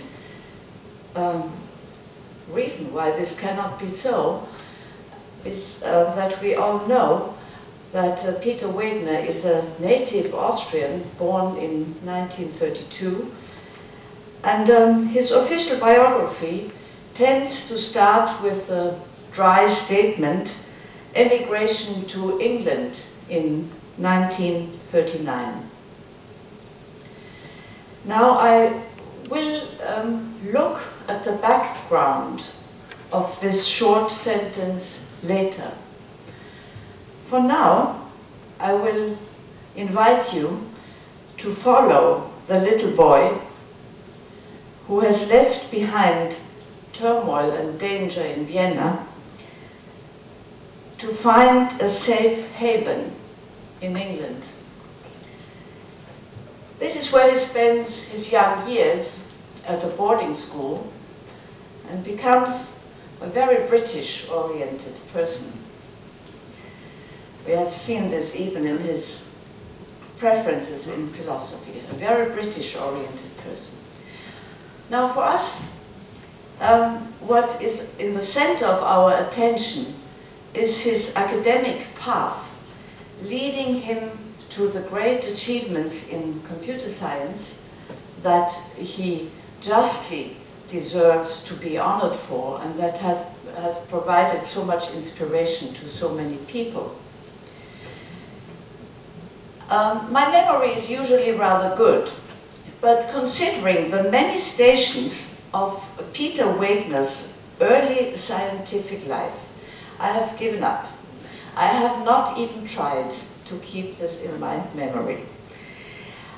He starts with his Bachelor of Mathematics at the Imperial College in London, and then goes to Cambridge to follow a master program in numerical analysis and automatic computing, led by Maurice Wilks. Now I haven't... Who is 93 years old, and I still interact with him, Maurice Wilks. And he just received a prize from the Queen, a knighthood from the Queen of England. And very much deserved knighthood from the Queen of England. So now the unique achievement of this particular computer pioneer, I understand, was that the milieu in Cambridge was the first on Earth, I believe, where programming was actually possible. Now there were, in the early years of computing, there were many firsts. There were firsts in Germany, in the United States, in Austria, and so on. But England claims to have been the first in programming, because I've learned that the ETSAC, which was the computer that was used there, was the first computer that was actually available for programming by scientists. And many British or other European computer scientists have had the opportunity to go there at that time, and they include Robin Milner and Peter Nauer, who told me this, claimed that this was a completely unique milieu for understanding programming, that you also are an example of this very broad attitude to programming. Programming then was a tool for solving problems in the sciences, and if I understand it correctly, your master thesis was about physics problems, right? It was related to physics, or not? Well, I don't remember. Okay. Doesn't remember. All right. Then, having obtained his master, he becomes first a research fellow at the Weizmann Institute, and then a practicing mathematician in London. And I guess somehow at that time he must also have gotten married. I think so. 1956. See? See, because I think it is quite important to show these different dimensions. Then he followed another study program at the Pennsylvania State University and obtained a master of an MA in economics.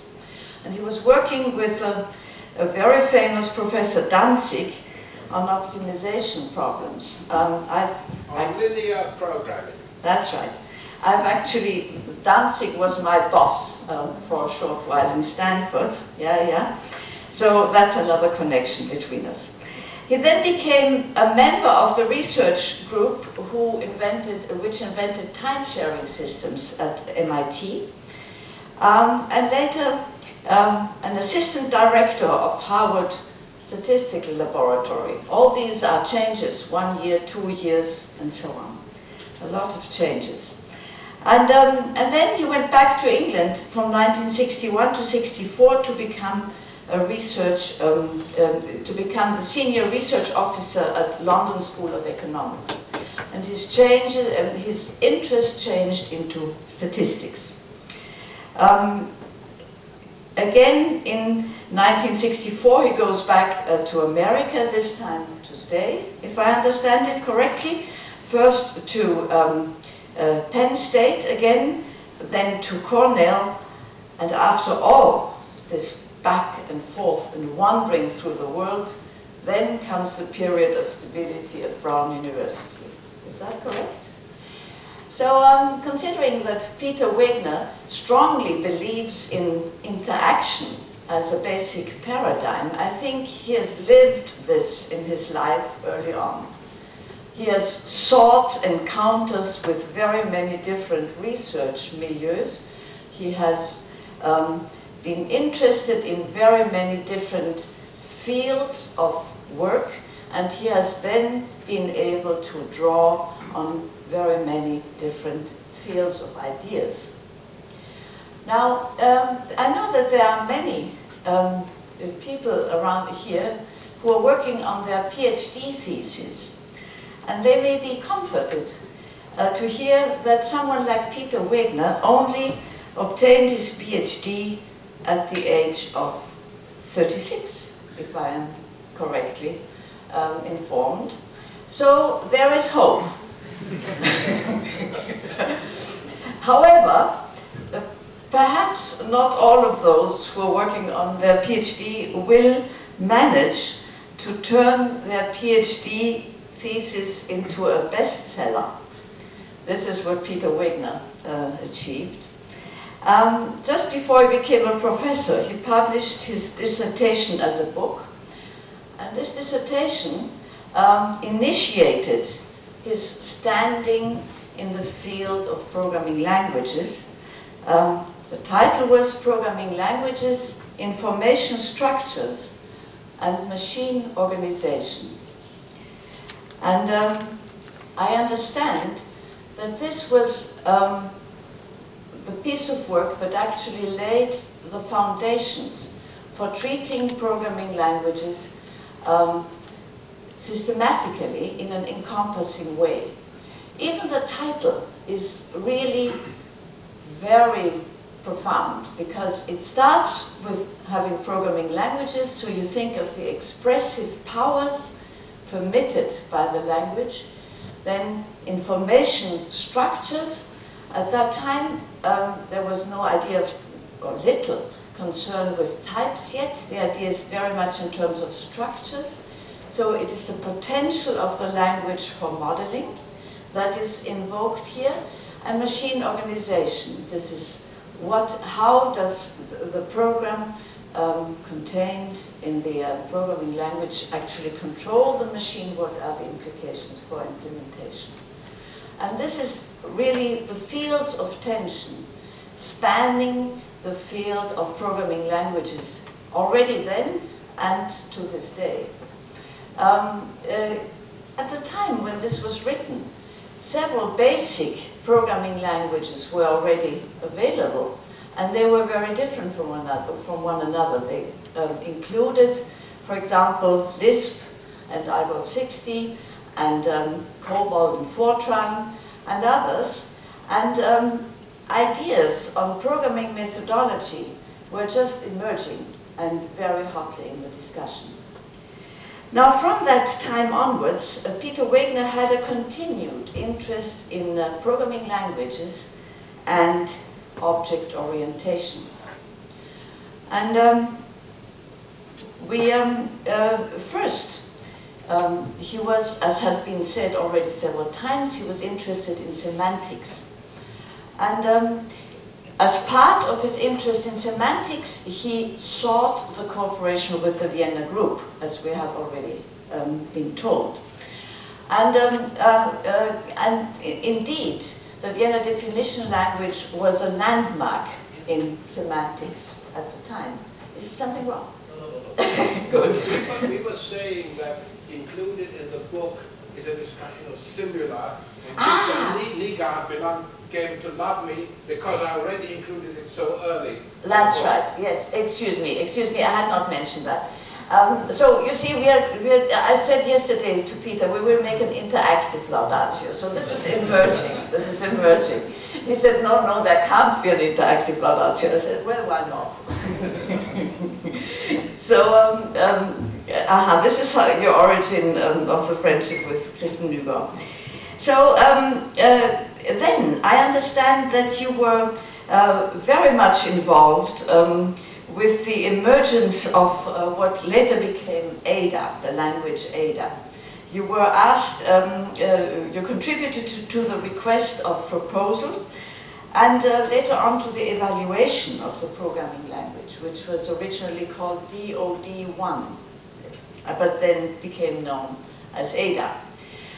However, it is also said that you became dissatisfied with Ada before it was even defined, because you already were looking forward to what you later called real object orientation.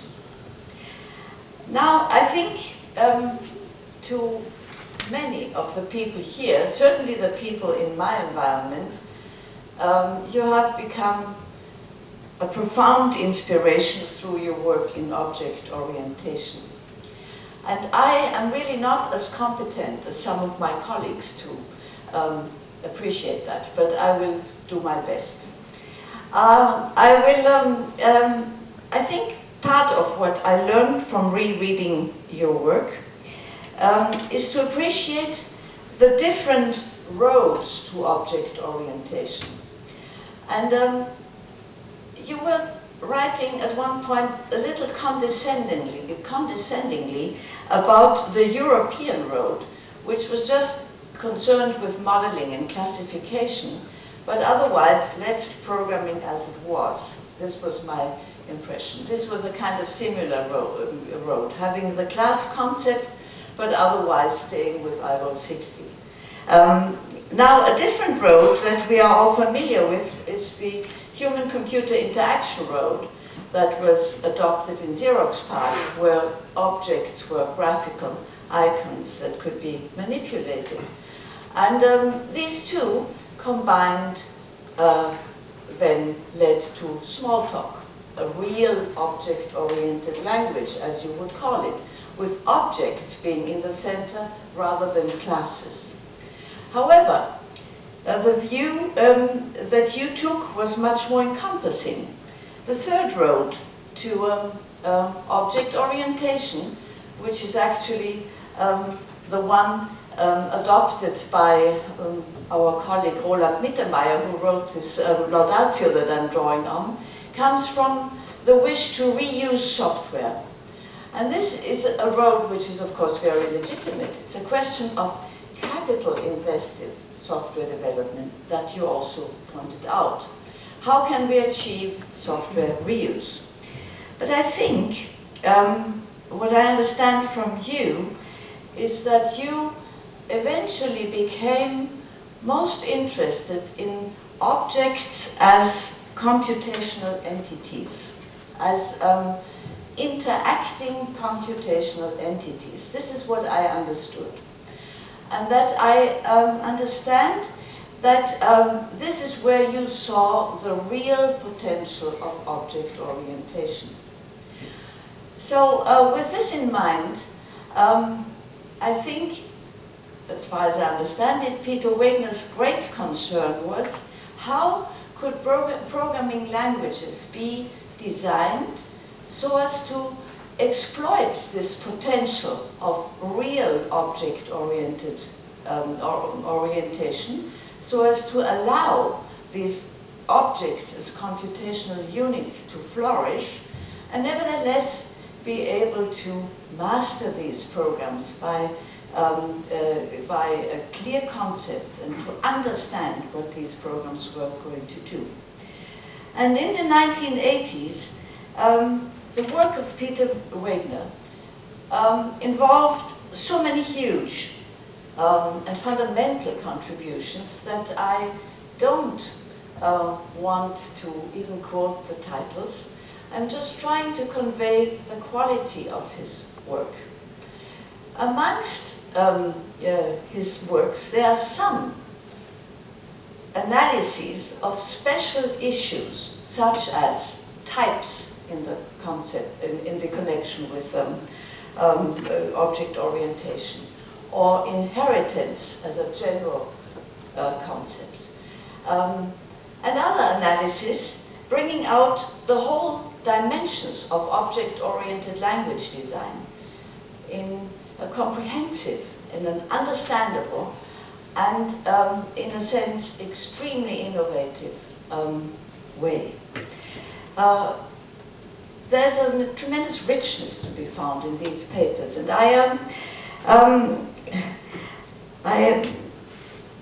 we have been joking a lot. That is why I keep smiling. We have been joking a lot in the past few days, and he always jokingly repeats his appeal of how interactivity is superior to what he calls rationalism, just sticking with your own ideas.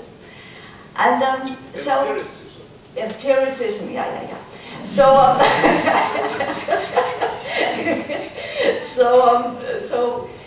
what the tremendous contribution that Peter Wegner made was to, on one hand, take into account the works of very many people, very many programming languages of different kinds, different types, with different aims, and nevertheless he proposing a systematic way of looking at them that brought a new quality. I think this was his major contribution, or this is a tremendous contribution to make. So I see Peter Wegner on one hand as a deep thinker, and on the other hand as a deep synthesizer of ideas, and taking them, integrating them into an organic whole. And this is of course connected with educational aims, with the idea that fundamental ideas should be understandable to many people. So that part of his scientific work was not only to publish papers, but also to contribute to journals and to edit journals. Now, his outstanding work for the Association of Computing Machinery was honored by 2 awards that he got. And I would like to read the citations. He was given the ACM Fellows Award in 1995. For 27 years, Professor Wegner has been an initiating leader in ACM's educational and publication efforts, while inspiring several generations of computer scientists. So since we have several generations of computer scientists here, I assume that he has been inspiring many of them. And he got the ACM Distinguished Service Award in the year 2000, and the citation for that says, "For many years of generous service to ACM and the computing community, including outstanding and inspiring leadership in publications and in charting research directions for computer science." So we have here, on one hand, this very clear and future-oriented mind, sensing where the way is going, and at the same time, the willingness to serve the community in an outstanding and long-lasting way. And of course, this special, perhaps unique role of Peter Wegner was in particular very clear at the conferences on object orientation, in particular the Uppsala conference series. So this is the middle period of Peter Wegner's interests. And I have not been able to find how from your interest in object orientation, you changed your emphasis into the direction of interaction machines. So my conjecture is that it was by considering the computing power of interactive objects communicating with one another. This is my conjecture. However, it may be wrong. So since about 1991, as has been the focus of this, this afternoon today, Peter Wegner stands for what he calls the interactive paradigm, and he challenges, as we have seen, the established basic paradigms in computer science. Now, I've been sort of thinking about what does this mean? What could it mean for me, for us? I've been thinking, should we perhaps stop calling our laptops computers? Should we rather call them interaction machines? Would that not be perhaps more appropriate, considering what we do with them today? Would it not be easier to explain to novices? Computing recedes more and more into the background. What we experience more and more is the interaction. The interaction between us and the machine, between humans through the machine, and of course, as has been pointed out, also the interaction between machines. So Peter Wegner is now devoting the evening of his scientific life to pointing out this paradigm change. I'm personally not qualified, and therefore very grateful that Professor Mauer gave this wonderful reply, to, how should I say, to state any strong opinions about the Turing machine. However, to me, as a working person in the field of computer science, there is a practical implication of this controversy. And of course it relates to the paradigm shifts which Thomas Kuhn calls a revolution. And a revolution comes with bloodshed. And there's strong resistance. I would like to tell you a little anecdote from an extremely respected colleague of mine in Germany. This is Brauer, Winfried Brauer. And I've once heard Herr Brauer giving an introduction, what is Informatik? And at the time he had a terrible cold, so perhaps he was not inspired for a long speech. So then he said, well, you know, Informatik is all you get from a Turing machine, from bit patterns, and from human-computer equivalence. I said, oh my God, where are we getting to? However, the thinking of this later on, I found that this was a pretty acute description of the program of computer science as it is actually implemented. And so part of the resistance to the paradigm shift is a power struggle, of course. It is the established formal basis of computing has a certain line. Now, I am not known to be very much in the center of this, so I don't lose much if the Turing machine gets dethroned. But other people do lose much. That I know. So this process is a tremendous upheaval. And we are, of course, witness to this process. And Gerti Kappel has already mentioned, we had this fascinating dinner yesterday with Professor Zemanek and Professor Wegner. And what was fascinating to me was to see these, should I say, rather experienced computer scientists talking to one another, and how they, after their whole life's work, are entitled to play around with these concepts and basic paradigms in computing in a rather striking way. You can only just sit there and say, oh, wow, this is what we essentially did, right? So I think what we have to learn from the very experienced computer scientists is that these paradigms, they started at some point, and maybe they will be shown in their limitation at another point in time, and then they will be superseded, not wrong, but enriched by something to come. So this is what Peter Wegner is now standing for.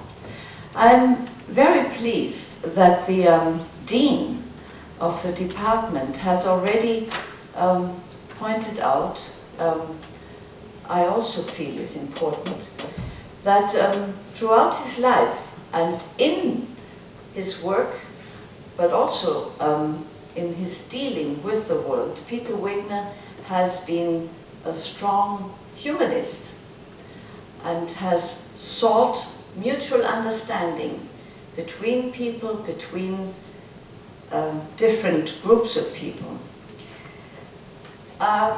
We may perhaps agree to what, or disagree, to what extent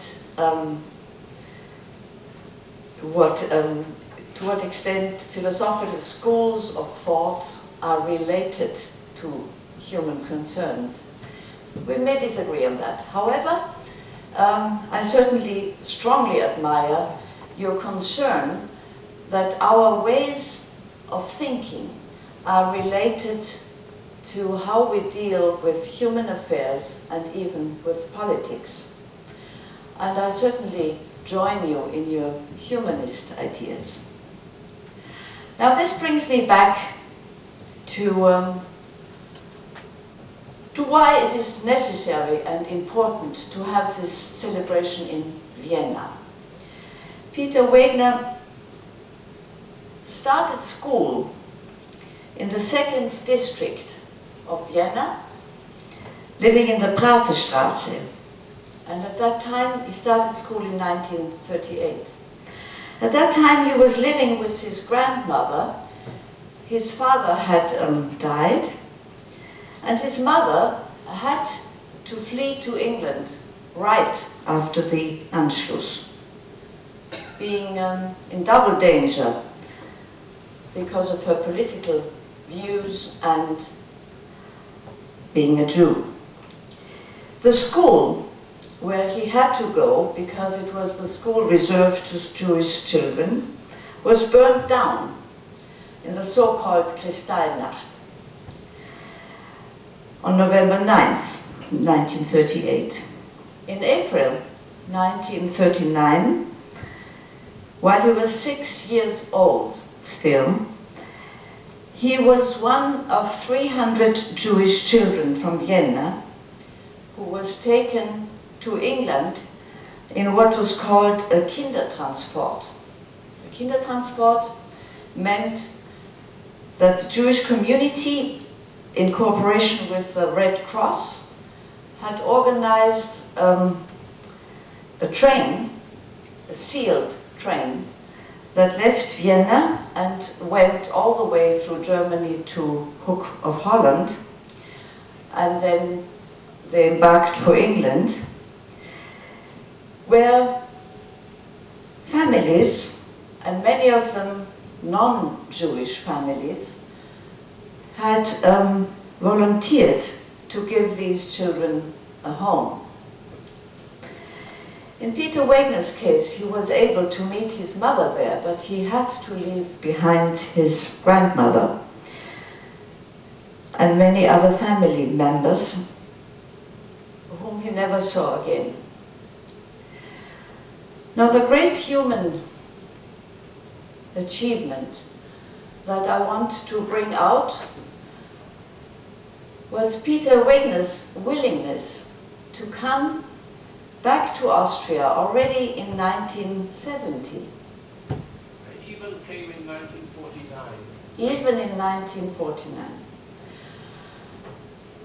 You see, I have lived in America for 5 years and I have known many Jewish people.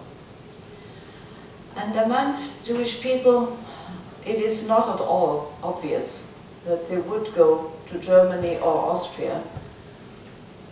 Not even in 1970, but certainly not in 1949. The experience of what they had been through, what their family members had been through, and how the population here remained silent, looked away, or contributed,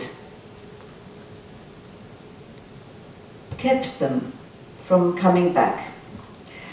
So I think we as Austrians from all generations, I think we can be grateful. I'm happy that the Sektionschef already mentioned this. We can be grateful to Peter Wegner extending his willingness for friendship and for regaining trust in Austrians after what he has been through. This is the real deep level of healing that we are celebrating, and I want to make it very clear that we owe this to Peter Wegner, that we can celebrate this healing. It is he who has taken this step, and we are grateful for that. However, I want to end my laudatio on a somewhat lighter tone. So you have been here for almost a week now, and we have interacted a great deal. And I have learned that no matter how horrible were the experience that made you leave the city and how long you have lived in other parts of the world, nevertheless, in some fundamental ways, you are Viennese. Now, the first way I have found this out was by your love in the opera, your love for the music. And it is very Viennese to love the opera. And Peter Wegner does not only love the opera, he also knows a lot. And he was able to correct me immediately, accusing me mildly of being a rationalist while I was making a slight mistake. So, however, I did not stay with my mistakes. So this was the first way of showing that he was really, in basic ways, Viennese. The second way is somewhat problematic, because Peter Wegner even read an email from his wife to me that made it evident that his love for Schlagobers is a controversial issue in the family.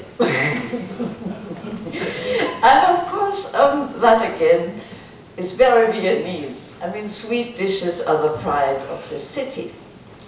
But the third and real way that you revealed yourself as Viennese was made clear to me in a little conversation that I had in your absence with Uli Pastner.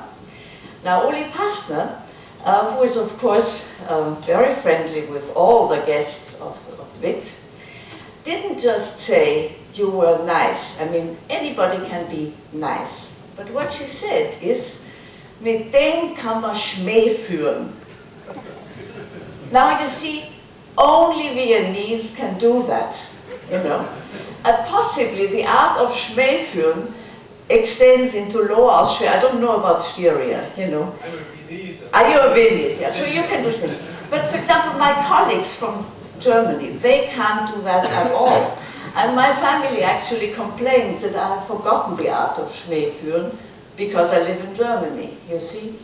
Now you, on the other hand, have retained the basic art of Schmäh führen all your life and have been recognized in this way as belonging to the city in a very basic manner. So I now would like to say that this was my laudatio, and that was it.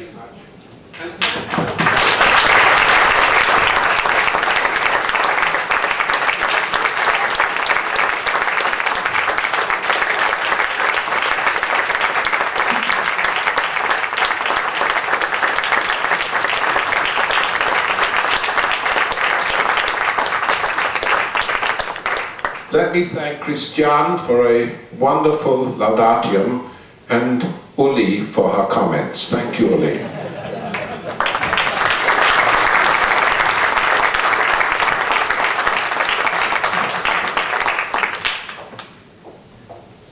Ich kann nicht mehr hinzufügen, als das Buffet ist eröffnet und ich freue mich, alle Sie draußen wiederzusehen. Dankeschön.